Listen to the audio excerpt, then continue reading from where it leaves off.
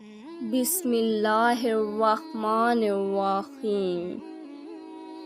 السلام علیکم ورحمۃ اللہ وبرکاتہ۔ رسول اللہ صلی اللہ علیہ وآلہ وسلم نے فرمایا، خرچ کی ابتدا ان لوگوں سے کرو جن کے اخراجات زندگی کے تم ذمہ دار ہو۔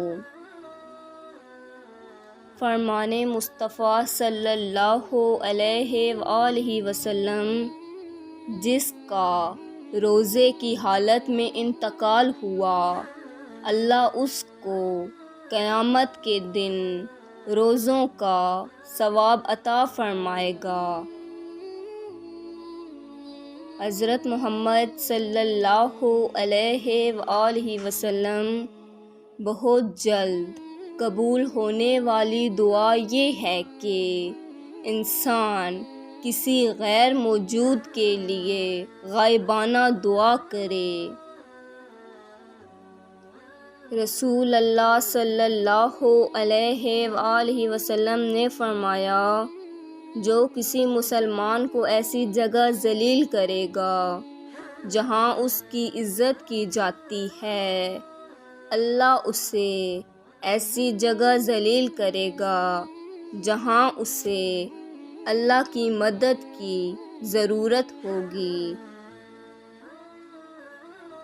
حضرت محمد صلی اللہ علیہ وآلہ وسلم نے فرمایا، جب اذان دی جائے تو ہر کام چھوڑ دو، یہاں تک کہ قرآن پڑھنا بھی۔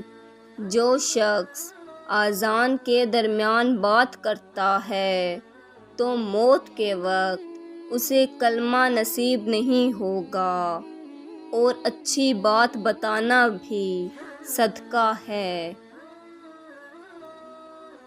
رسول اللہ صلی اللہ علیہ وآلہ وسلم نے فرمایا، ان چار میں سے کوئی آدمی بھی جنت میں نہ ہوگا۔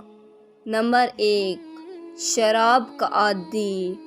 نمبر 2، جادو پر یقین رکھنے والا۔ نمبر 3، قطع رحمی کرنے والا۔ اور نمبر 4، احسان جتانے والا۔ اللہ حافظ۔